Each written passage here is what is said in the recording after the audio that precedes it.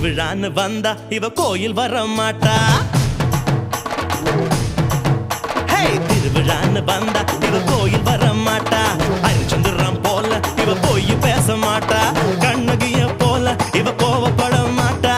இன்னொரு விஷயம் கேளு. என்ன என்ன என்ன நீ இன்னொரு விஷயம் கேளு. நான் விட்டதெல்லாம்